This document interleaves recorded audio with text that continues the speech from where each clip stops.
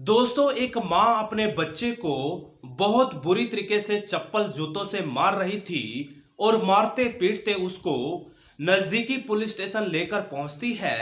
और जैसे ही उसको वो रास्ते से लेकर आ रही थी तो काफी बड़ी संख्या में लोग पूरा ये नजारा अपनी खुली आंखों से देख रहे थे, निहार रहे थे। लेकिन लोगों को ये समझ नहीं आ रहा था कि आखिरकार उस लड़के का जुल्म क्या है। जब वो माँ पुलिस स्टेशन पहुंची तो संबंधित एसएचओ साहब को बोलती है कि साहब जी, मेरे बेटे को जितनी जल्दी हो सके फांसी के तख्ते पर लटका दो। एसएचओ साहब बोलते हैं कि इसका अपराध क्या है। मां बोलती है कि यदि आपने इसका जुर्म सुन लिया तो निश्चित तौर पर फांसी जैसी बड़ी सजा भी छोटी लगने लगेगी। तो दोस्तों, स्वागत है आप सभी का आज की एक और नई घटना कहानी में। मैं हूं आपका अपना सुशील कश्यप हरियाणा से। दोस्तों, जिस घटना और कहानी को लेकर के मैं आप लोगों के समक्ष हुआ हूं, दरअसल वो घटना और कहानी संबंधित है झारखंड से। झारखंड प्रदेश का एक जिला पड़ता है लोहरदगा, और उसी लोहरदगा जिले के अंतर्गत एक कॉलोनी पड़ती है, दरभंगा कॉलोनी।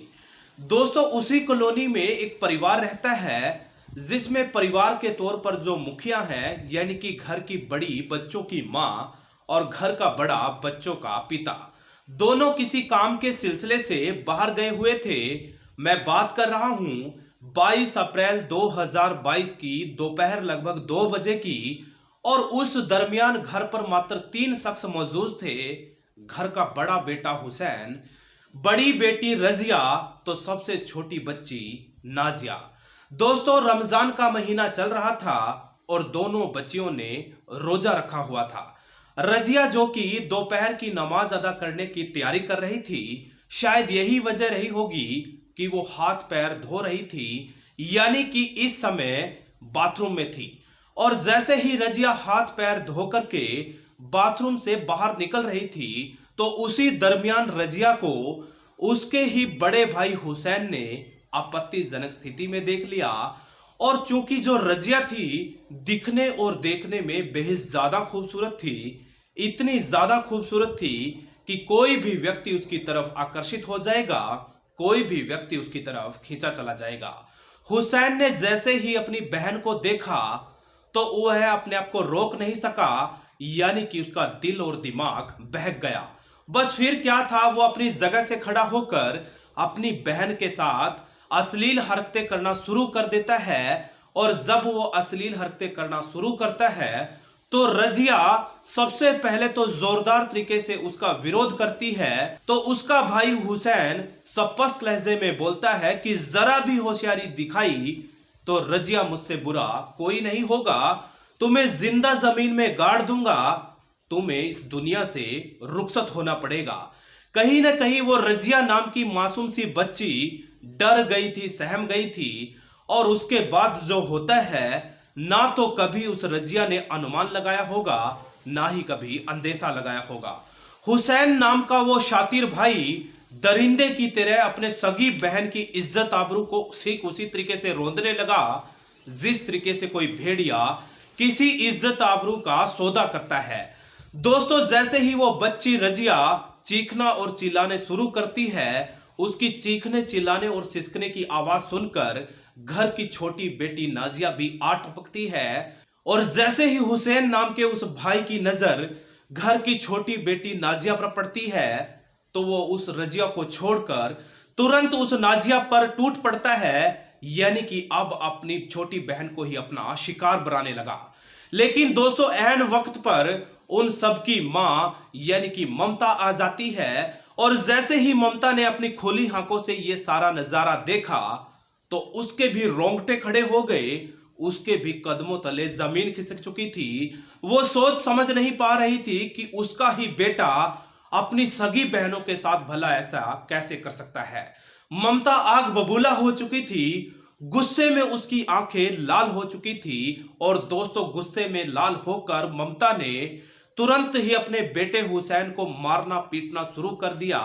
और मारते पीटते घसीटते हुए हुसैन नाम के उस दरिंदे भाई को नजदीकी पुलिस स्टेशन लेकर पहुंचती है। और दोस्तों, फिल्मी अंदाज में जब मां अपने बेटे की बहुत बुरी तरीके से पिटाई कर रही थी तो तमाम घटना कहानी को काफी बड़ी संख्या में लोग रास्ते में खड़े होकर ठीक उसी तरह से देख रहे थे जैसे कि कोई फिल्म का दृश्य हो। दोस्तों, जैसे ही वो मां पुलिस स्टेशन जाकर एसएचओ साहब को बोलती है कि साहब जी, ये है मेरा बेटा हुसैन, तुरंत इसको फांसी पर लटका दो। एसएचओ साहब बोलते हैं कि माता जी, इसने जुल्म क्या किया है। वो मां बोलती है कि साहब जी, यदि आपने इसका जुल्म सुन लिया तो आपकी जो बड़ी सजा होती है फांसी, वो भी आपको कहीं ना कहीं छोटी पड़ जाएगी। दोस्तों, जैसे ही मां उस एसएचओ साहब को उसका जुल्म बताती है तो एसएचओ साहब के भी रोंगटे खड़े हो गए। वो भी सोचने समझने पर मजबूर हो गया कि एक सगा भाई अपनी बहन की इज्जत आबरू का सौदा भला कैसे कर सकता है। तमाम घटना कहानी में मामला दर्ज करके तमाम संगीन धाराओं को जोड़ दिया गया था, क्योंकि ज्यादा तफ्तीश और जांच की जरूरत तो थी ही नहीं। क्योंकि साथियों, 2 बच्चों की मेडिकल परीक्षण से यह स्पष्ट हो चुका था कि हुसैन नाम के दरिंदे भाई ने वाकई ही अपनी बहनों के साथ गंदा काम किया था। दोस्तों, आखिरकार उस हुसैन नाम के दरिंदे भाई को सलाखों की कस्टडी के पीछे भेजने के लिए तैयारी लगभग पूरी हो चुकी है। बहुत जल्द मामले को अदालत के समक्ष रखा जाएगा, जहां पर तमाम गवाहों और सबूतों को मद्देनजर रखते हुए जज साहब अपना फैसला सुनाएंगे।